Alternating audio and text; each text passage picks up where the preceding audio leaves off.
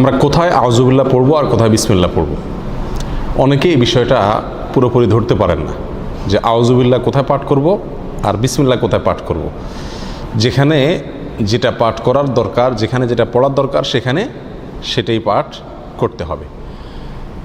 বিসমিল্লাহির রহমানির রহিম বা বিসমিল্লাহ এটা পাঠ করতে হবে যেই কোনো ভালো কাজের শুরুতে, যেই কোনো বৈধ কাজ, যেই কোনো ভালো কাজের শুরুতে কি পাঠ করতে হবে?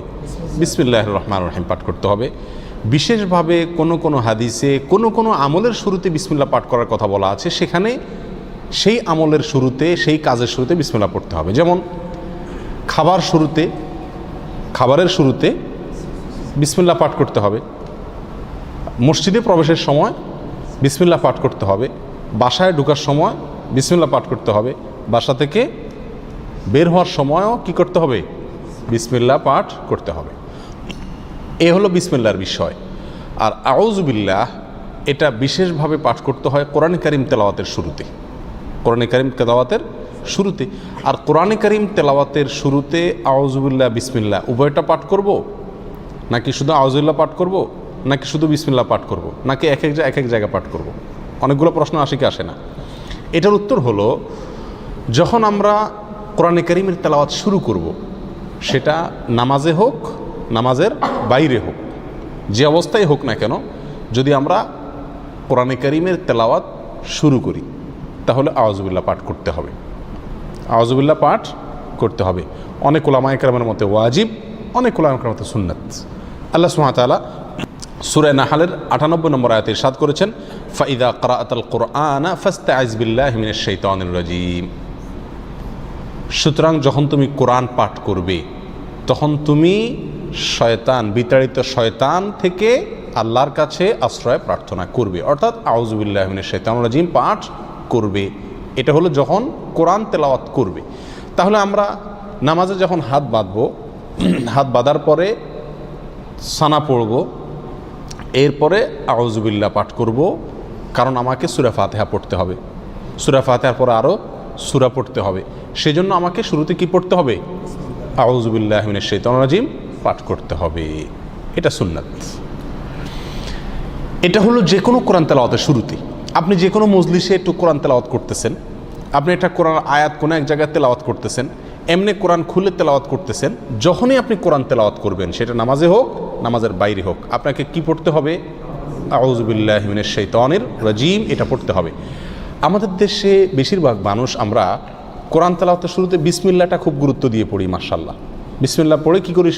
তেলাওয়াত শুরু করি। আউযুবিল্লাহ বেশিরভাগ মানুষ তেলাওয়াতের শুরুতে আমরা পাঠ করি না, অথচ তেলাওয়াতের শুরুতে বিসমিল্লাহর চাইতে আউযুবিল্লাহর গুরুত্ব বেশি। আউযুবিল্লাহ পাঠ করতে হবে। তেলাওয়াতের শুরুতে কি পাঠ করতে হবে?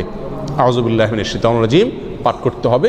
সেটা আপনি সূরার শুরুতে পড়ুন, সূরার মাঝখান থেকে পড়ুন, এক আয়াত পড়ুন, আধা আয়াত পড়ুন, কোরআনের যে অংশই পড়ুন না কেন, যখন শুরু করবেন কি দিয়ে শুরু করতে হবে? আউযুবিল্লাহি মিনাশ শাইতানির রাজীম, এটা দিয়ে কোরআন তেলাওয়াত শুরু হবে। বিসমিল্লাহির রহমানির রহিম এটাও কোরআন তেলাওয়াতের সময় পড়তে হবে, কিন্তু কখন সেটা? বিসমিল্লাহির রহমানির রহিম কোরআন তেলাওয়াতের সময় পাঠ করবেন সূরার শুরুতে। কিসের শুরুতে? সূরার শুরুতে। সূরা তাওবা যেটা 10 নম্বর পারায় আছে, এই সূরার শুরুতে শুধু বিসমিল্লাহ নাই, সেখানে আউযুবিল্লাহ দিয়ে শুরু করবেন যদি ওখান থেকে তেলাওয়াত শুরু করেন। আর যদি আগে থেকে তেলাওয়াত শুরু করেন, সূরা মাঝখানে পড়ে, তাহলে কিছুই পড়তে হবে না, ঢালাওভাবে পড়ে চলে যাবেন। আর অন্য যে কোনো সূরার শুরুতে, কথার কথা আপনি নামাজের ভিতরে সূরা ফাতিহা শুরু করতেছেন, তাহলে সূরা শুরু, তাহলে এখানে আউযুবিল্লাহ পড়বেন, পরে আবার কি পড়বেন? বিসমিল্লাহও পাঠ করবেন। আপনি সূরা ইয়াসিন তেলাওয়াত করতেছেন, তাহলে ইয়াসিন ওয়াল কোরআন হাকিম পড়ার আগে আপনি কি পড়বেন? বিসমিল্লাহ পাঠ করবেন। আর সেই পাঠটা যদি আপনার একেবারে শুরু হয়, অর্থাৎ কোরআন খুলে ওটা শুরু করেন, তাহলে দুইটাই পাঠ করবেন, কারণ শুরুতে সেই হিসাবে আউযুবিল্লাহ, আবার সূরা শুরু সেই হিসাবে বিসমিল্লাহ। কথাটা কি বুঝাতে পারছি? আর যদি আপনি মাঝখান থেকে এক জায়গা থেকে খুলে পড়তেছেন, সূরার মাঝখান থেকে, তাহলে আপনার কি পড়তে হবে? আউযুবিল্লাহি মিনাশ শাইতানির রাজীম। বিসমিল্লাহ পড়া জরুরি না, যদি পড়েন পড়তে পারেন। কথা বুঝে আসছে? এই হলো আউযুবিল্লাহ এবং বিসমিল্লাহ কোথা আমরা পাঠ করব, তার একটি মোটামুটি বিস্তারিত বিবরণ। দোয়া দুরুদ পাঠ করার সময় আমরা কি বিসমিল্লাহ পড়ব কি না? অনেক দোয়া আমরা পড়তে হয় নাকি? সকাল সন্ধ্যার দোয়া জিকিরগুলো আছে, তারপরে খাবারের সময় জিকির আছে, দোয়া আছে, বিভিন্ন সময় কি আছে? অনেক দোয়া আছে, নবী করিম সাল্লাল্লাহু আলাইহি সাল্লাম জায়গায় জায়গায় অনেক দোয়া শিখিয়েছেন। তো এই সমস্ত দোয়াগুলোতে বিশেষ করে সকাল সন্ধ্যার দোয়াতে বা আল্লাহর কাছে এমনি দোয়া করছি যখন তখন কি আমরা বিসমিল্লাহ আউযুবিল্লাহ পড়তে হবে কিনা? উত্তর হলো না। এই সমস্ত জায়গায় আউযুবিল্লাহ বা বিসমিল্লাহ পড়ার প্রয়োজন নাই। কেন? কারণ হলো আপনি যে দোয়া পড়তেছেন ওই দোয়াটাই কি আল্লাহর নাম। ওই দোয়া পড়া মানেই হলো আল্লাহর নামে জিকির করা, অতএব সেখানে আবার আল্লাহর নাম নিয়ে আলাদা জিকির করার প্রয়োজন নাই। আর তাছাড়া সে সমস্ত জায়গায় এই বিসমিল্লাহ পাঠ করার কোনো নির্দেশ কোরআন এবং সুন্নায় বর্ণিত হয় নাই। কথা বুঝে আসছে? কিন্তু এছাড়া যে কোনো বৈধ কাজ এবং ভালো কাজের শুরুতে কি পাঠ করতে হবে? বিসমিল্লাহ বলে শুরু করতে হবে। হাদিসে আসছে নবী সাল্লাল্লাহু আলাইহি ওয়াসাল্লাম ইরশাদ করেছেন, কুল্লু আমরিন যী বালিন লাম ইউবদা বিবিসমিল্লাহি ফাহুয়া আবতার ওয়া ফি রিওয়ায়াতিন ফাহুয়া আকতা। যে কোনো কাজ যদি তার শুরুতে আল্লাহর নাম নেওয়া না হয়, বিসমিল্লাহ বলা না হয়, তাহলে কাজটা অপূর্ণাঙ্গ থেকে যায়, ওটাতে বরকত থাকে না, কল্যাণ থাকে না। এই জন্য যে কোনো কাজের শুরুতে কি পাঠ করতে হবে? বিসমিল্লাহ পাঠ করতে হবে, যদি সেটা বৈধ কাজ হয় অথবা যে কোনো ভালো কাজ হয়। আল্লাহু আলাম।